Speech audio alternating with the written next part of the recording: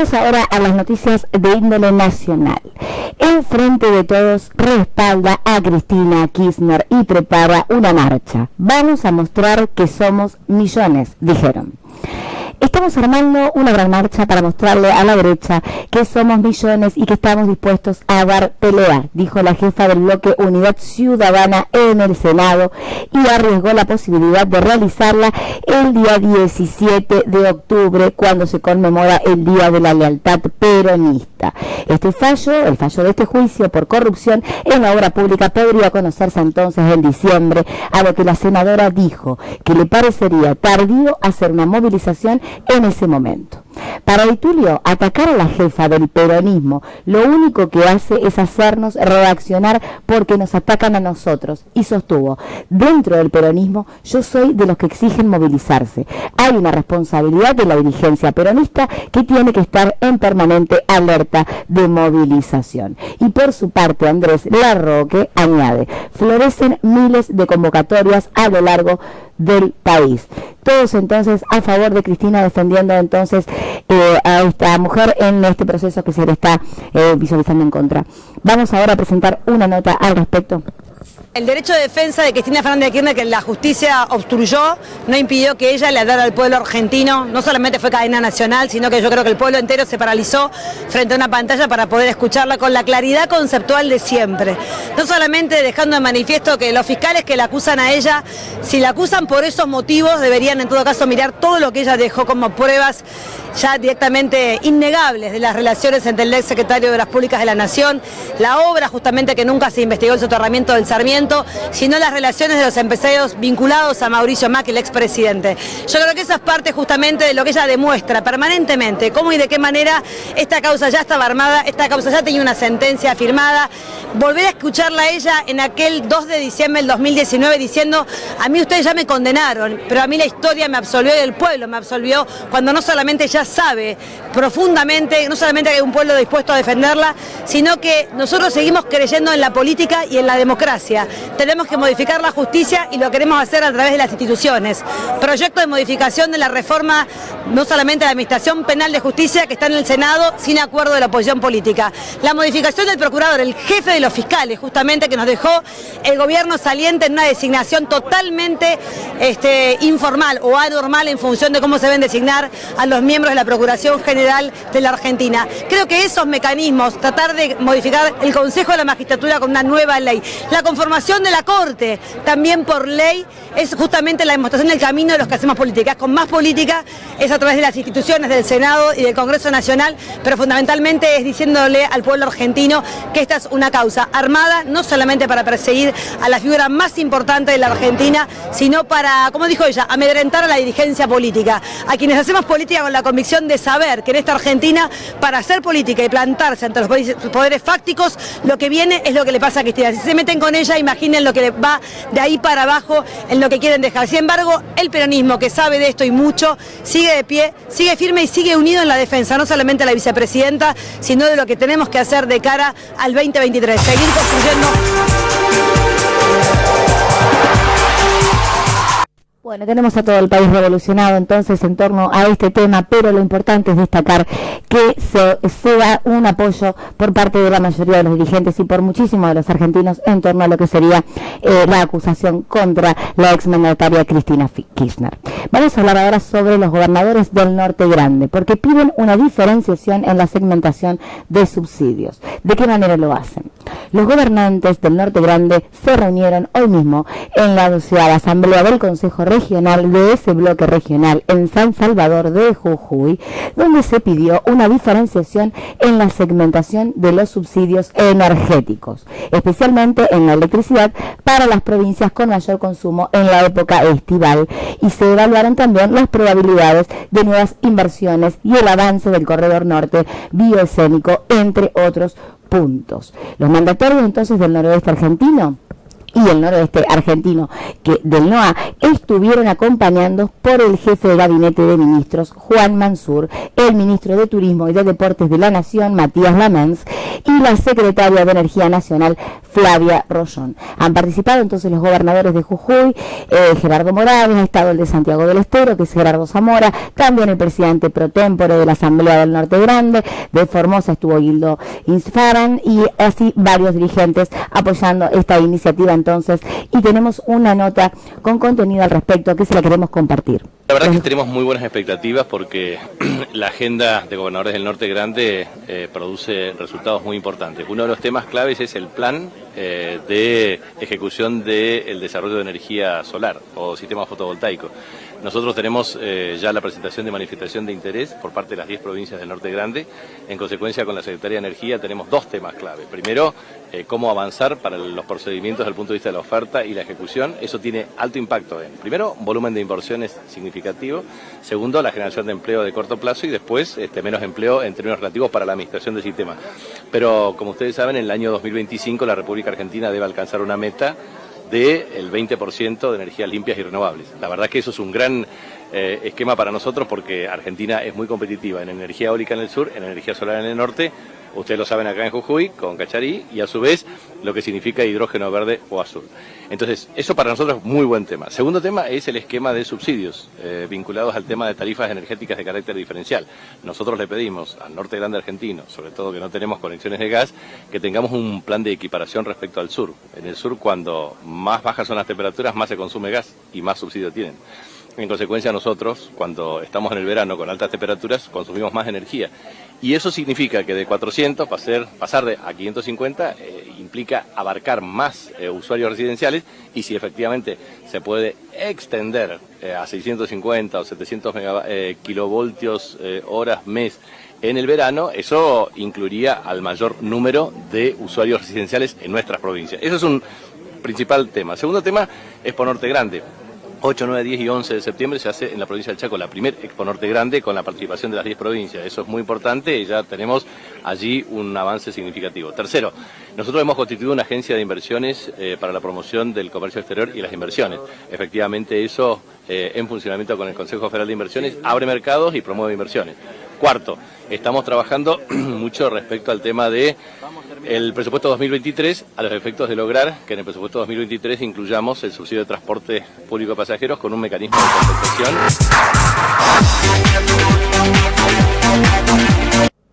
Continúa entonces la vigilia de militantes frente a la casa de Cristina Kirchner en Buenos Aires. Militantes de las diversas organizaciones sociales, políticas y estudiantiles mantenían esta tarde una vigilia frente al domicilio de la vicepresidenta Cristina Fernández de Kirchner en apoyo a la expresidenta en el marco de la causa judicial que todos conocemos como causa de vialidad. La vigilia se mantiene y continúa. No se sabe hasta cuándo. Van a seguir bancando, dicen ellos, y respaldando con todas sus fuerzas a la vicepresidenta ante el acoso y la persecución judicial por el que está atravesando. Ha dicho entonces de manera oficializada, y aparentemente esta situación se va a postergar y prolongar durante bastante tiempo. A mi criterio personal, lo único que hacemos es favorecer en este sentido a la presidenta, porque ya estaba retirada de todo ese tipo de cosas, no estaba en lo polémico, no estaba en lo popular y no estaba interviniendo de manera activa en la sociedad. Es decir, que fuimos nosotros quienes la impulsamos nuevamente a aparecer, y en este sentido aparentemente lo que se promueve es a que vuelva a la gobernación, a que vuelva justamente a su candidatura. Pero bueno, los dejamos con información al respecto para que ustedes mismos saquen sus propias conclusiones. ¿Por qué estoy acá? Por ella. Estoy acá por ella. Por lo que hizo por los jubilados. Soy jubilada. Por esos 12 años maravillosos que le dio a mi país y que hoy se ve en esta situación. Me emocionó hasta las lágrimas, y te lo digo en serio. No soy de las de llanto rápido, pero realmente verla ahí defendiendo todo lo que ella nos dio y que todo lo que está haciendo es por nosotros, como bien dice ella. No vienen por ella, vienen por nuestros derechos. Fueron los 12 años más felices de mi vida. Nos acercamos para acompañar a la vicepresidenta fundamentalmente porque creemos que el procedimiento que se está generando en términos judiciales no corresponde, pero más allá de eso, hace mucho tiempo que militamos y entendemos que hay causas que son justas y esta claramente no, es una persecución política. Cristina gobernó para el pueblo, le transmitió amor al pueblo a través de sus políticas, generó todo este movimiento que en los 90 no existía, en los 2000 no existía, venimos de una sociedad muy fragmentada y la verdad es que Néstor y Cristina fueron los que reunificaron al movimiento nacional y popular. Nosotros le debemos mucho, mucha gratitud para con ella y acá estamos. Entendemos que hay una avanzada judicial, que la están queriendo perjudicar, evidentemente hay una injusticia acá, ella está siendo perseguida, se lo menciona con el nombre de lawfare, ese concepto se creó en el mundo, acá nosotros que somos justicialistas y pensamos en la justicia social, lo decimos más fácil, esto es una injusticia.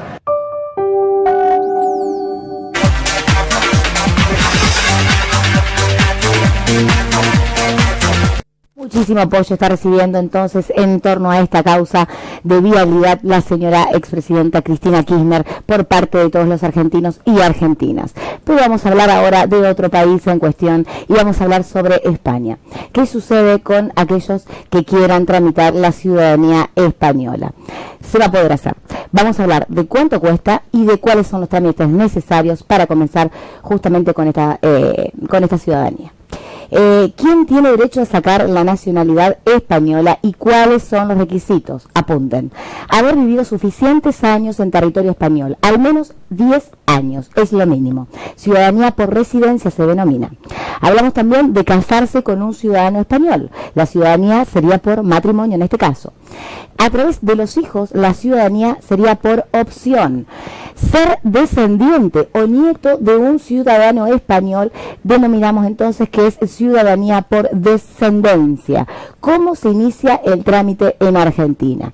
Muy simple. Para iniciar el trámite se debe completar una solicitud que es muy sencilla, pero tenemos estos requisitos. Preparación de todos los documentos necesarios, incluyendo la realización de los exámenes requeridos, justamente el A2 y el CCSE. También necesitamos presentar la solicitud y la resolución. Luego de recibir una respuesta, se debe realizar el juramento al Rey de España y la Constitución. Y como último requisito, y no por ello menos importante, con el documento en la mano hay que entregarlo con el paso número 3, que se podrá acudir a la comisaría de la policía local y finalmente obtener el pasaporte y el DNI allí mismo. Van a poder entonces ser ciudadanos españoles todos aquellos que lo deseen, porque estos son los papeles que tienen que presentar y aparentemente no sería una tramitación muy difícil. Vamos a hablar de otro tema, porque aparentemente se están descubriendo muchos niños índigos y en este caso vamos a hablar de cómo hacer para identificar si el tuyo es uno de ellos. ¿Cómo descubrí que mi hijo es superdotado? Las primeras señales de que un niño tiene altas capacidades en su coeficiente intelectual. Teo Costa Ribeiro es un niño superdotado, es de público conocimiento, ya lo estamos viendo por varios lados. Este es su nombre. Si quieren iniciar una búsqueda a través de Google o a través de YouTube, está una página oficializada para este niño que puedan visualizarlo y establecer las comparativas necesarias con sus hijos para poder sacar en conclusión si hay que beneficiar su mente para que promueva a más requisitos para poder fomentar justamente esta inteligencia, este coeficiente intelectual que ya de por sí es más elevado y que por ende sus requerimientos son más elevados también. El concepto de superdotación es controvertido. Por un lado, neurocientíficos, neuropsicólogos y otros profesionales del tema afirman que solo los niños con un coeficiente intelectual superior a la media son superdotados. Por otro lado, psicopedagogos y entrenadores deportivos, por ejemplo, dicen que la superdotación es más amplia y que los niños con altas capacidades en varias áreas también son superdotados. Diríamos entonces que Messi, en cuanto a su inteligencia deportiva, ha sido desde muy pequeño un niño superdotado. La discusión da para mucho, pero en este sentido es importante destacar que todas las actividades que sus hijos realicen y en las cuales se destaquen de manera exhaustiva, que ustedes ven que resaltan, que sobresalen del resto, que sobresalen de la media, entonces pueden estar teniendo enfrente un niño índigo, un niño superdotado. Sin embargo, existe consenso en que los niños que hacen una prueba de coeficiente intelectual, una métrica que mide la inteligencia, y alcanzan un porcentil superior al de 97, son superdotados. En este sentido, Teo Costa Ribeiro, un niño de 6 años de Sao Paulo, Brasil, es superdotado. Pronunció sus primeras palabras a los 6 meses de edad y al año y medio ya estaba formando frases con calma, justo cuando empezó a asistir a una escuelita.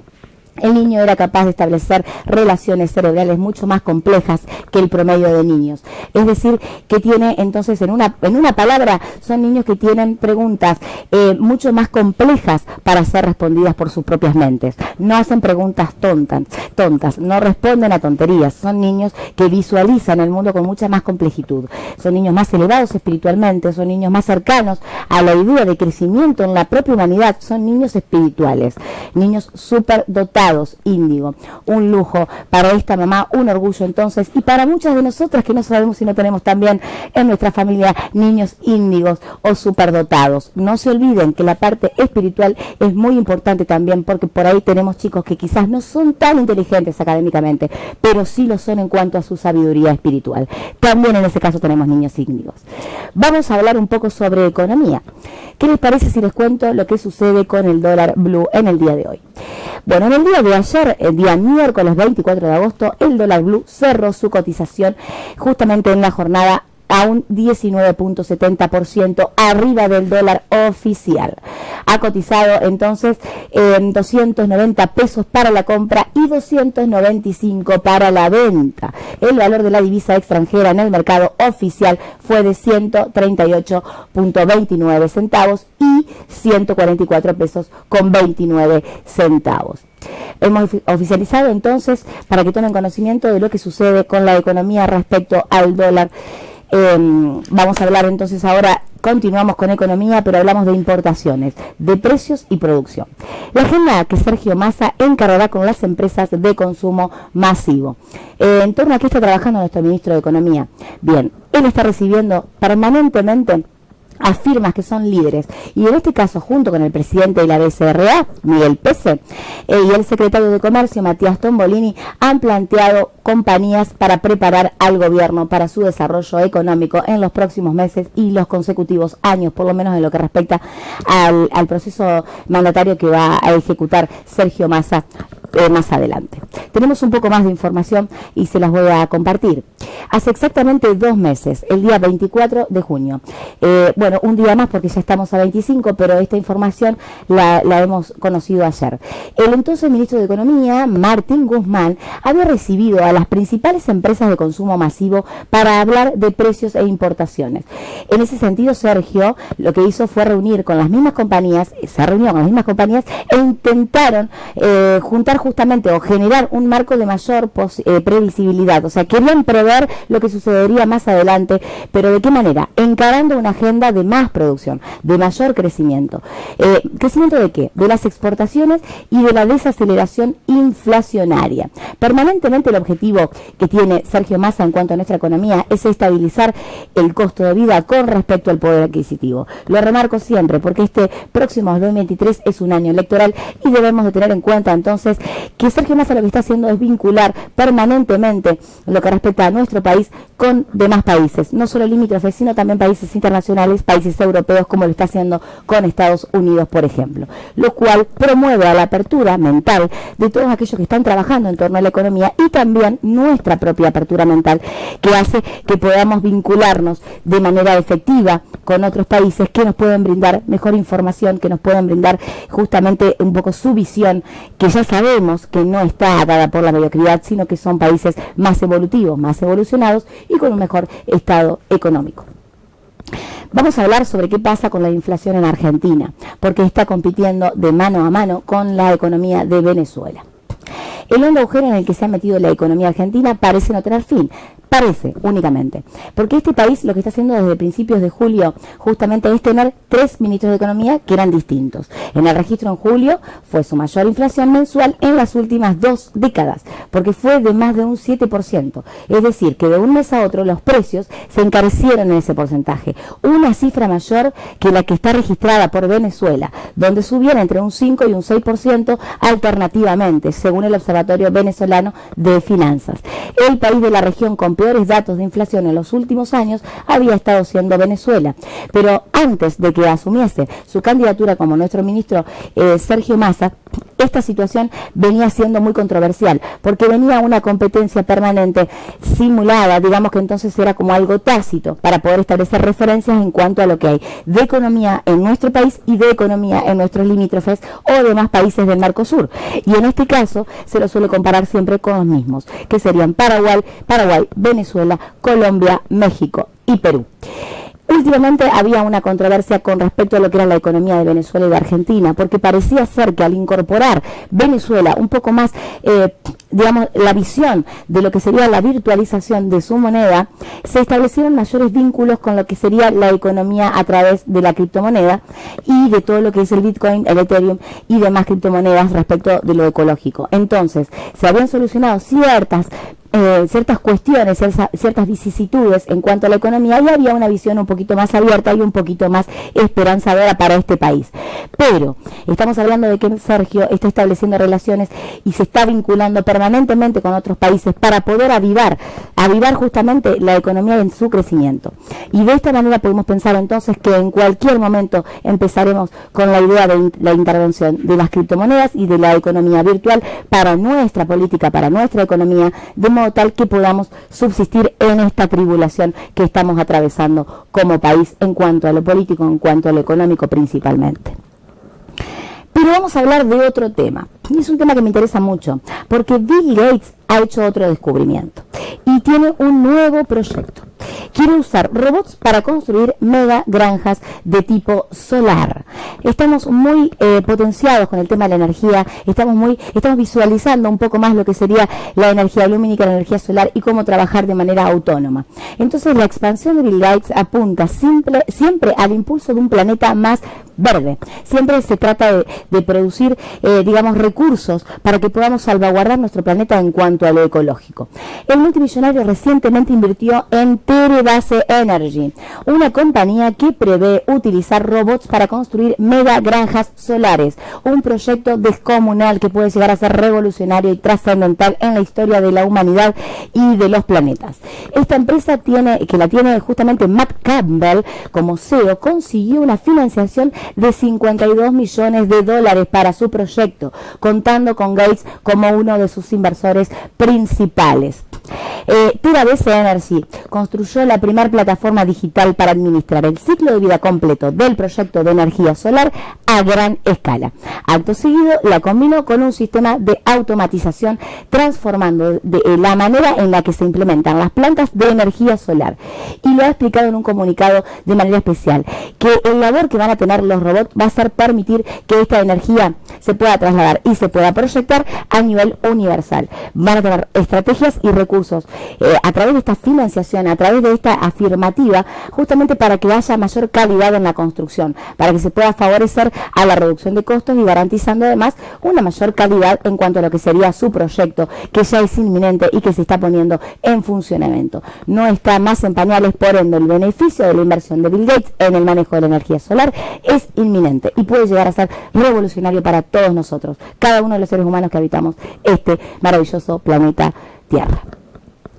Hemos llegado hasta aquí con la información. Quiero saludarlos y darles una bendecida jornada para todos. Les deseo mucha comunión, unión, armonía, justicia, felicidad, amor. Nos encontramos mañana en una nueva emisión de nuestro programa con más información interesante para compartir con ustedes. Así es.